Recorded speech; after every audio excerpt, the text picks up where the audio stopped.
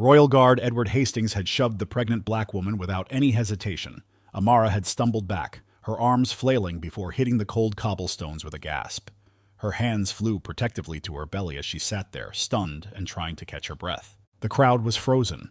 That one single moment was suspended in a noisily shocked silence. Then a wave of murmurs and gasps flowed amongst the tourists. "What did he just do?" someone breathed, almost in disbelief.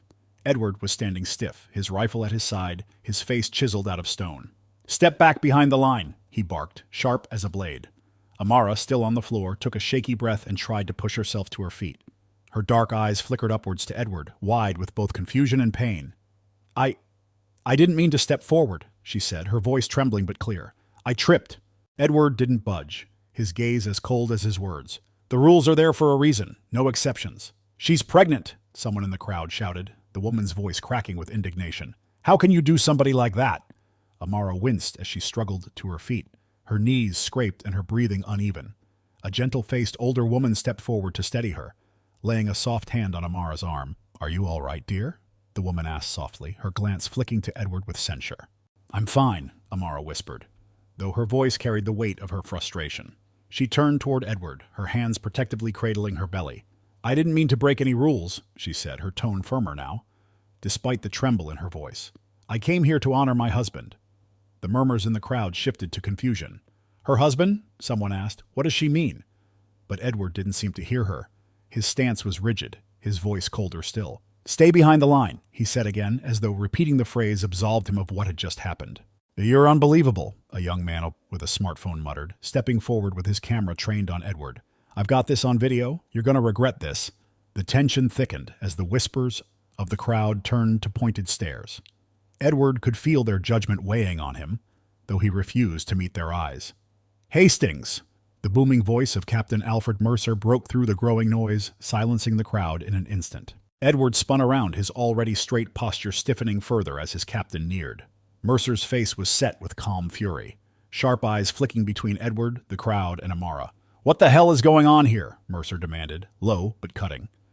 "She crossed the line, sir," Edward said in a smooth but tight tone. Mercer's jaw clenched as his attention turned to Amara. She stood tall, even as her frame shook, shallow breaths catching as she stared at him. "And you thought the best response was to shove her?" Mercer's voice was cold as ice, his words slicing through the air. Edward wavered only for a moment. "Sir, I was following protocol," he said, though his tone was void of the assurance that usually laced his words. Mercer's glare hardened, and he turned to Amara, his tone softening. "Ma'am, are you hurt? Do you need any medical attention?" "I'm fine," she said quietly, though her voice had a steady strength now. Her eyes locked on Edward, and she added, "But someone needs to remind him that respect isn't optional." Murmurs from the crowd grew louder, and the anger simmered just below the surface. A woman holding a toddler clutched her child tighter and whispered to her partner, "Do you think her husband was military? She said she's honoring him." Mercer turned back to Edward. "My office. Now." Edward hesitated, his pride tarring against the growing discomfort curling in his chest. He opened his mouth as if to argue, but closed it again when Mercer's glare didn't shift. Saying nothing more, he turned and strode toward the palace gates, stiff-backed, his mind buzzing.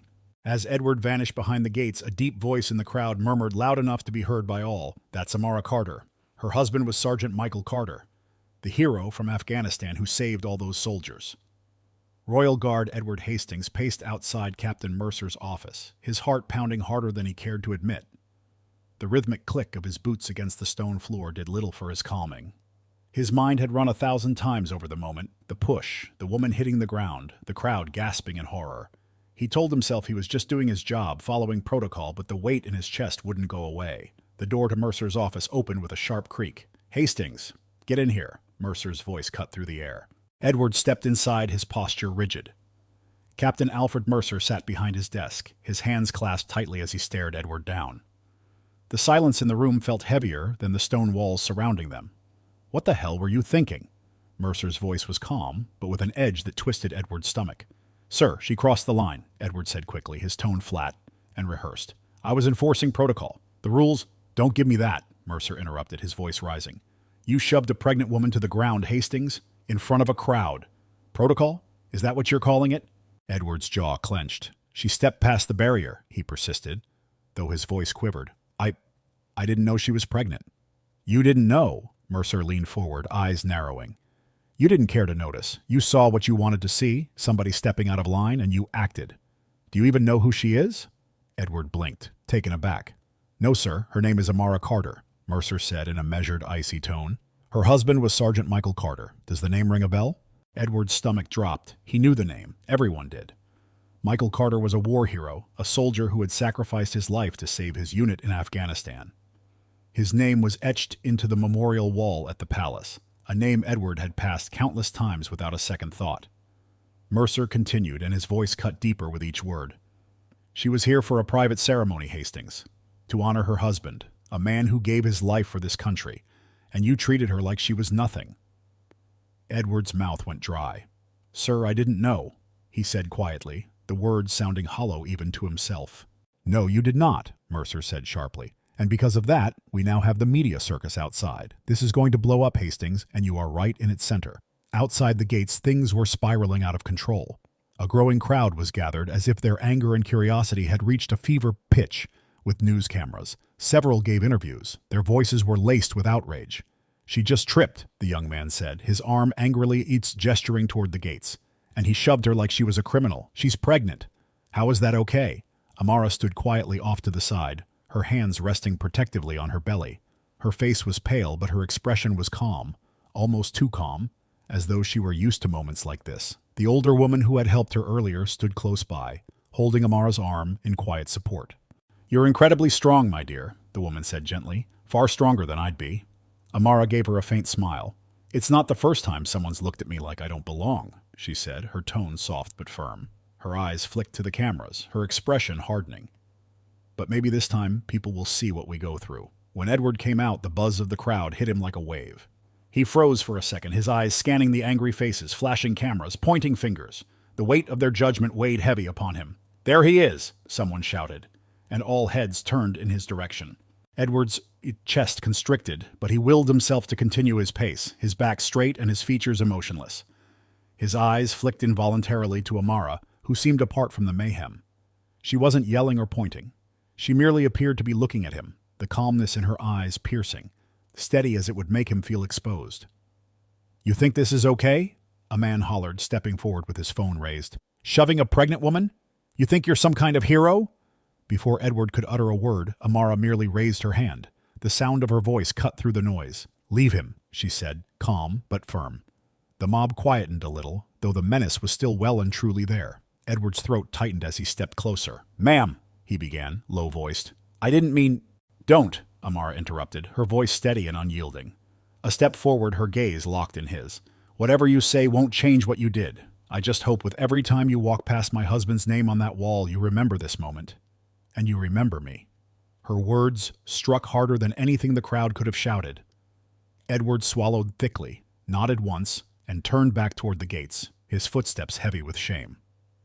As Edward disappeared behind the gates, an older man in the crowd turned to a reporter, his voice quiet yet resolute. That's Amara Carter, he said. Her husband was Michael Carter, the soldier who saved his unit in Afghanistan. A real hero, and that's how she's treated. Later that night, Edward found himself in his flat. The quiet of the room disrupted only by the low hum of the television. He sat hunched on the edge of his worn-out couch, staring blankly at the screen as news anchors dissected the very moment he couldn't stop replaying in his head. A royal guard is under fire tonight after an incident involving Amara Carter, the widow of celebrated war hero Sergeant Michael Carter. The footage shows him shoving a pregnant woman to the ground, and many are outraged. Snippets of the incident flashed across the screen. The shove, the gasp, Amara clutching her belly as she grappled to steady herself. Edward turned the TV off with the remote and realized that his hand was trembling. But the silence in the room was worse. It left him alone with the weight of his thoughts. A sudden knock at the door sent a jump across his skin. Rising hesitantly, Edward opened it to find Captain Mercer standing there, his face unreadable. Mind if I come in? Mercer asked in that low voice of his. Edward stepped aside, unsure of what to expect. Mercer went inside, his eyes skimming briefly over the sparseness of furnishings before turning to face Edward. This is bad, Mercer said, wasting no words. The palace scrambles to get ahead of the story, and the people aren't waiting for an explanation. They're upset, and they're demanding accountability. Edward nodded stiffly, the knot in his stomach growing tighter.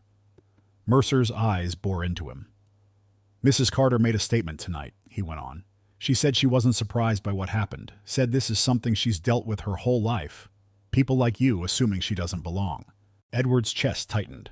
That's not what he began, but Mercer held up a hand. Listen to me, Mercer said firmly. Right now, what you meant doesn't matter. What matters is what you did.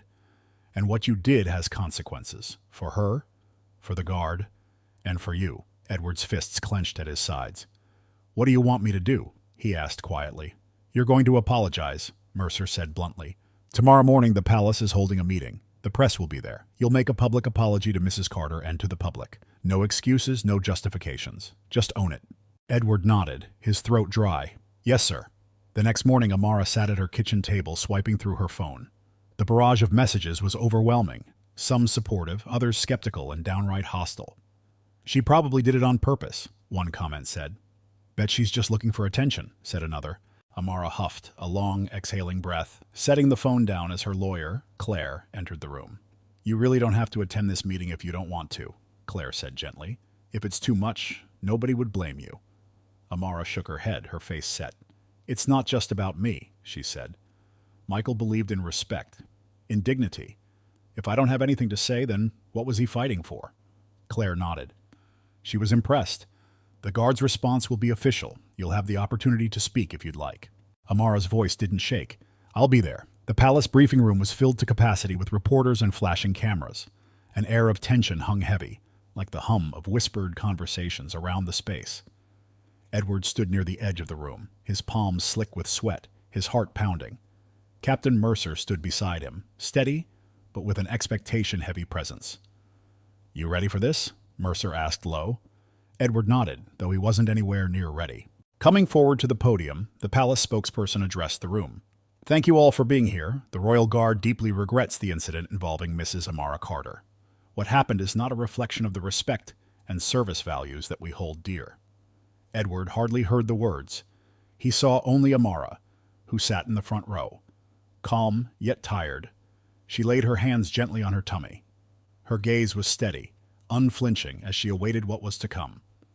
And now, Edward Hastings, the guard involved, would like to address Mrs. Carter and the public, the spokesperson announced. The room fell silent as Edward stepped forward. Cameras were clicking with a frenzy while all pairs of eyes lay fixed upon him. His throat felt tight as he began to speak. I made a mistake yesterday, he said, his voice threatening to break. I acted without my thinking. I failed to give Mrs. Carter the compassion and respect she deserves. For that, I am deeply sorry. He paused as his eyes flickered to Amara's. Mrs. Carter, I can't take back what I did, but I hope you'll accept my apology. Amara rose slowly to her feet, the room holding its breath as she stepped forward. She stopped a few feet away from Edward, her gaze meeting his.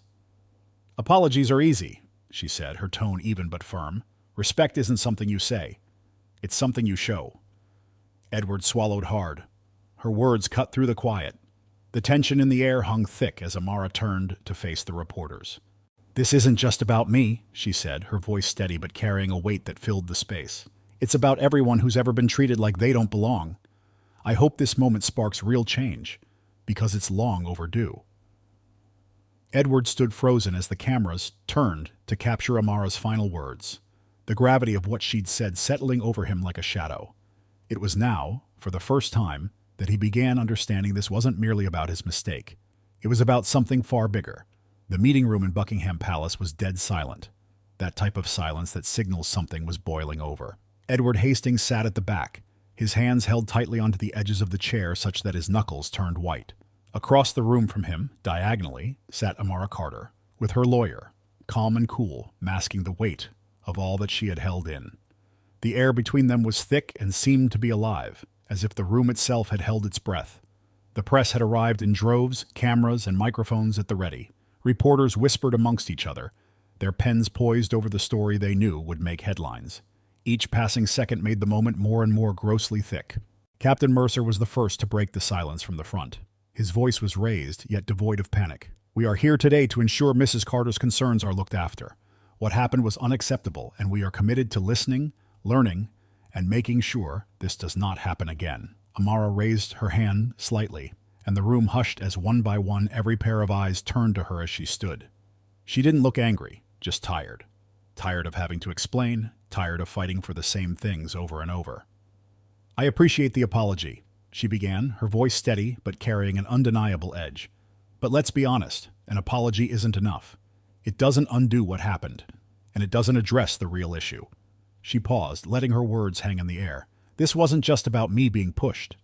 This was about the assumptions behind that push. The assumption that I didn't belong, that I was somehow a threat. And the worst part is, I know I'm not alone in experiencing that.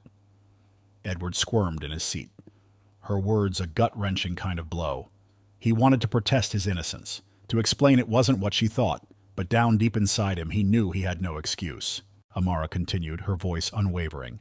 "I was there to honor my husband, a man who gave everything for this country, and instead of being treated with dignity, I was treated as if I meant nothing, like I was in the way." Captain Mercer was still speaking softly but firmly. "Mrs. Carter, we know it was wrong and aren't trying to say otherwise. This meeting is one of the ways we make sure this incident will never happen again." "With all due respect, Captain," Amara turned to him. "Words such as effort and process mean absolutely nothing if there's no action. How many times have we heard this before? How many more people have to go through what I did before something actually changes?" The room hushed once more, the weight of her words settling over everyone. Edward felt the walls closing in, the weight on his chest palpable again. He had to break his silence now. "Mrs. Carter," he said with a shaky yet very sincere tone. He rose to his feet as all eyes fell on him. I didn't mean for you to feel excluded. I was doing my job." Amara turned to him, her face composed but her eyes drilling. "Your job? Your job is to save people, Mr. Hastings, not to push them to the ground, not to assume the worst about them without a second thought." Edward swallowed hard, her words piercing deeper than he'd thought they would. "I made a mistake," he said, his voice quiet now, "and I truly am sorry. But do you understand why it happened?" Amara pressed closer. Her voice wasn't angry. It was measured, almost a dare. "Do you understand how easy it was for you to look at me and decide I didn't belong, that I wasn't worth your time or respect?" Edward froze. Her question hung in the air. He wanted to say something, anything, but the truth was he didn't have an answer. He hadn't thought about it before. And now, with her standing in front of him, he couldn't ignore the reality of his actions. It was Mercer again, firm but quieter this time. "This is why we must have such dialogues, to confront our biases, to understand the harm they cause, and to ensure they don't recur," he said as he spoke to the room. But Amara wasn't done. She wheeled back on Edward, her tone softer now, yet no less insistent. "Do you know how it was, lying on that ground, holding my stomach, wondering if my baby was okay? You have any idea what that fear is like?" Edward paled at that, and his voice was barely a whisper. "No, I don't." The silence that followed was deafening. Reporters scribbled furiously, cameras zooming in on the raw moment. Edward could feel the weight of the room's judgment bearing down on him. But more than that, he felt the weight of Amara's words, the truth he hadn't wanted to face. Amara turned to the reporters. Her voice was clear and steady, though emotion burbled beneath the surface. "This isn't just about me," she said. "It's about a culture that allows this to happen. If nothing changes, then what's the point of all of this? What's the point of any of it?" He sat back down, his chest tight and his mind whirling. For the first time, he realized this was not only about him, about what he had done, but about the system of which he was a part, and for the first time, he thought maybe he was brave enough to change it. The only sound in the room was the deafening silence after Amara's powerful words. The weight of her story hung over each person. Edward leaned back in his chair, his eyes on the floor, his uniform feeling heavier than ever before. He wanted to say something, anything, but every word seemed meaningless against what she had been through. Captain Mercer cleared his throat, stepping forward. "Mrs. Carter, I appreciate your courage in sharing your experience. We are committed to ensuring change." Amara raised her hand, cutting him off gently but firmly. "With respect, Captain Mercer, change starts with accountability, and I'm not sure the Guard is ready to face the truth." Mercer hesitated, clearly not expecting her response. "What truth, Mrs. Carter?" Amara reached into her bag, pulling out a piece of paper. Her hand trembled slightly as she unfolded it, but her voice was steady when she spoke. "This is a letter written by my husband, Sergeant Michael Carter, just before he deployed for the last time. He wanted me to read it if something ever happened to him." The room fell silent. Even the reporters, who had kept busy scribbling furiously, seemed to freeze in place. Amara took a big breath and began reading aloud. "Amara, if you are reading this, it means I did not make it back. I want you to know how much I love you and our unborn child. You are my world, and I hope I have left behind a legacy that you shall be proud of." Her voice caught for a moment, but she straightened up almost immediately. Edward, some feet away from her, felt the sudden twinge of guilt twist in his chest. "I have seen the worst of the world, but I have also seen the best of it. I have fought with every kind of person imaginable, people not of my color, not of my faith, who did not speak my language. And you know what I learned? The only thing that matters is how we treat each other. Respect and kindness. That's all that defines us, not our uniforms or our ranks." He stopped, his eyes scanning the room. He wrote this before he gave his life to save his unit.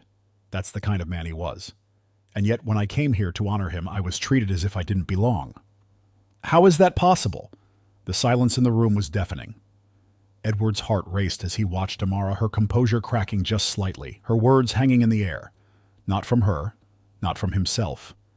The truth could no longer be hidden. But Amara wasn't done. She folded the letter and addressed Edward directly. "Sergeant Carter saved the lives of every man in his unit, including one of your fellow guards. Did you know that?" Edward's eyes widened in surprise. "No," he said softly. "I didn't." Captain Mercer took a step forward. His face was white. "Mrs. Carter, are you saying—" Amara nodded. "One of the men Michael saved that day is a current member of the Royal Guard, a man that owes his life to my husband." She turned back to Edward, her voice steady but sharp. "So tell me, how is it that a man like Michael could give everything for this country, but his wife can't even stand on its ground without being pushed aside?" Edward felt the blood drain from his face. He had no words. The revelation cut deeper than anything she had said before. Someone in their ranks owed his life to Sergeant Carter, a man whose widow he had humiliated in front of a crowd. The room was tense, the air thick with disbelief. Mercer turned to the reporters, his voice firm but shaken. "This is unacceptable. We will find out who—" Amara silenced him with a simple, soft statement. "It doesn't matter who it was. What matters is that Michael believed in the good in people. He believed in this country. And today I had to wonder if he was wrong." Edward spoke finally, his voice little more than a whisper. "He wasn't wrong, Mrs. Carter. I was." The room turned to him, all eyes on him as he slowly rose. His legs were a little weak, but he made himself confront her. "Your husband, he was everything I was supposed to be. And I failed. I failed you, I failed him, and I failed what this uniform is supposed to stand for." Amara's face gentled, but the voice remained steely. "Then do better. Ensure this never happens again." Edward nodded, and her words tore through his guilt and shame like a lifeline. He silently vowed to himself and to her, as the flashing of cameras continued, that this moment would define his failure and his commitment to change, for Amara, for her husband, and for those who had ever been made to feel invisible. In the weeks since the meeting, fallout from the incident reached every corner of the country. News outlets ran stories about Amara Carter's bravery, her husband's sacrifice, and the systemic issues her experience had highlighted. Social media buzzed with debates, people either firmly in her corner or stubbornly resistant to change. But amidst the chaos, one thing became clear. The Royal Guard could no longer ignore the need for reform. For Edward Hastings, life would never be the same again. The man who had once bragged about being disciplined and loyal spent his days pondering what those values truly meant. He wasn't fired. Amara herself had argued against it, but he was put on mandatory leave with an order to undergo extensive training on bias and community relations. One afternoon, Edward sat in his small flat. The same news programs replayed the incident, though it had started to make its way onto broader coverage. Rather than continuing to lampoon Edward's mistake, people spoke of what it represented: the failure of everything from parenting to policing. Edward switched off the TV and stared at his uniform, hanging neatly in his closet. For the first time, he wondered if he deserved to wear it. A knock at the door broke his thoughts. When he opened it, he found Captain Mercer standing there, holding a small envelope. "This came for you," Mercer said, handing it over. His tone was softer than usual, though his face remained unreadable. Edward took the envelope, his fingers trembling slightly as he opened it. Inside was a handwritten note. It was short and to the point, but it struck him harder than anything else had. "Mr. Hastings, Michael believed in forgiveness. I'm trying to do the same. Please honor his memory by becoming the kind of man he'd be proud to stand beside. Amara Carter." Edward read the note twice, and with each reading his chest pulled tighter. He looked up at Mercer, who gave him a slight nod. "It's a second chance," Mercer said quietly. "Don't waste it." Meanwhile, Amara stood in front of a small group of soldiers with a framed photo of her husband. She had been invited to speak to a training session for the Royal Guard, a new initiative centered around community engagement and understanding bias. The room fell silent as she told Michael's story, in a steady voice full of emotion. My husband believed in this country, she said, her eyes scanning the room. He believed in the people who wear this uniform. And he believed that respect isn't something you earn with a title or a rank. It's something you give freely because it's the right thing to do. One of the guards raised his hand hesitantly. Mrs. Carter, he asked, how do we make sure something like this never happens again? Amara thought for a moment before responding. It starts with listening. It starts with looking at someone and seeing their humanity before anything else. And it starts with owning your mistakes and choosing to be better. And with that, her words set deep, and the room burst into an applause of quieted tones. Afterwards, Amara stepped outside into the crisp afternoon air. She felt a weight lift, not because everything was fixed, but because she had seen a glimpse of the change Michael had always believed in. Edward eventually went back on duty, but he did the job differently now. He no longer patrolled the palace grounds with a stern sense of authority, instead with a renovated sense of service and humility. The first day back on duty, he made it a point to stop by the memorial wall where Sergeant Michael Carter's name was etched in stone. He stood there for a long time, his heart heavy but resolute. I'll do better, he whispered, his voice barely audible. I promise. As he turned to leave, he spotted Amara in the distance, standing near the gates with her young child in her arms. Their eyes met briefly, and she gave him a small, almost imperceptible nod. It wasn't forgiveness, not yet, but it was a start.